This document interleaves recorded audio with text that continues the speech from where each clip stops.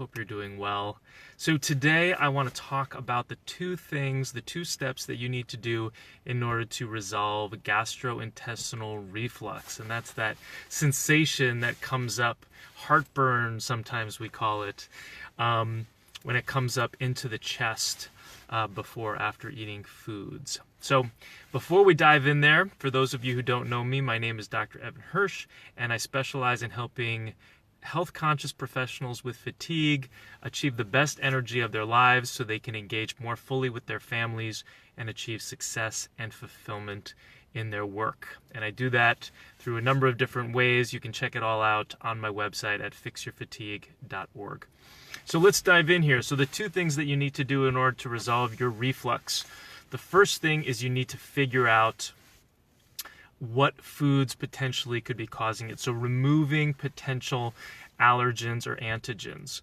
And so there are some foods that when you consume them can cause reflux. And it's not just spicy foods like people think about, or sometimes tomatoes can be part of that.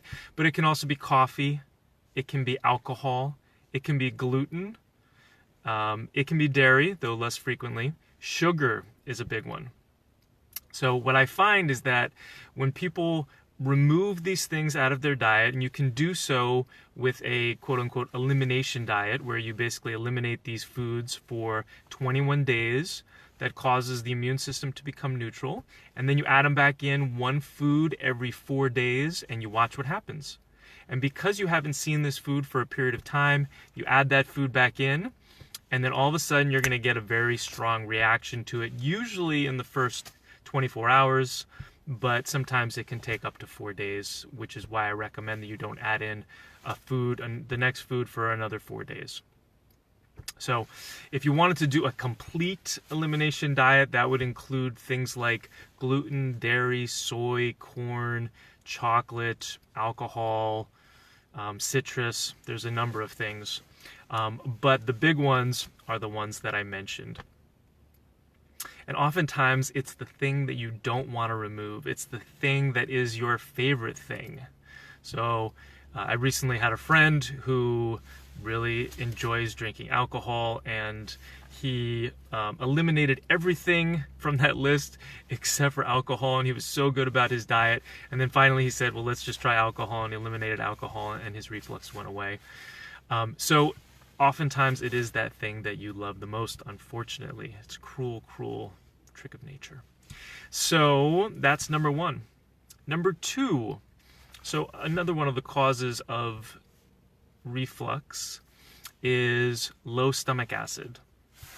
So this is counterintuitive to a lot of what you see in conventional medicine, where if you have reflux, they're going to give you something to suppress your stomach acid.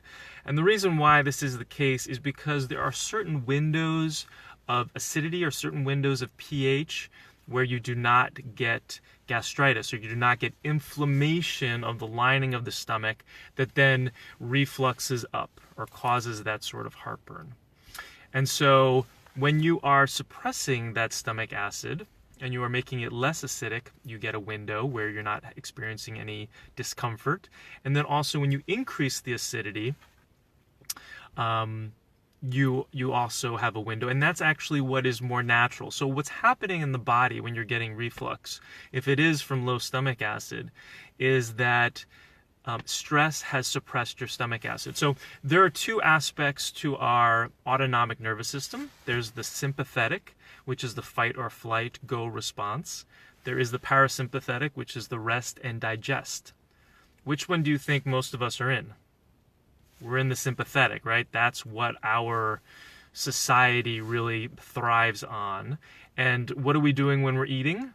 We're looking at our phones, or we're trying to work, or we're driving, people feeding themselves while they're driving. So you're not relaxing when you're digesting. When you're eating, you're really just supposed to be focusing on your food, having some social interaction. You're supposed to be chewing your food 20 to 50 times every single bite, nice and relaxed eating, not being stressed at all. And the reason why that is because the parasympathetic nervous system helps all of our organs produce the digestive juices that are necessary, produces the stomach acid, produces digestive enzymes, bile salts coming out of the liver and the gallbladder in order to digest fats. Like, all these different components have to happen in order for you to digest your food appropriately and for the gut to be happy about it.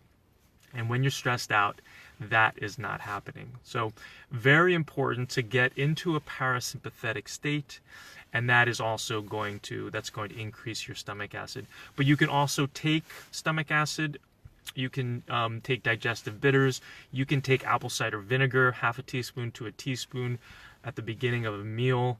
Hydrochloric acid, like I mentioned, with pepsin. You can take pancreatic digestive enzymes. So all of these can be really supportive, but it's really all about getting into your parasympathetic nervous system, that rest and digest state. So those are the 2 steps. I hope that was helpful for you. If this was, please give it a thumbs up. Share it with anybody you know who might be suffering from reflux or who's interested in this kind of information. And if you know of anybody who's struggling with fatigue, or they say that their energy is low and they just can't get it back up, and they're surviving on coffee every day, and if they don't have that cup of coffee, their energy just crashes, there are problems there, and they need to get plugged in with me. So send them over to fixyourfatigue.org, and I'll be happy to help them. So have a great day, and we'll see you next time.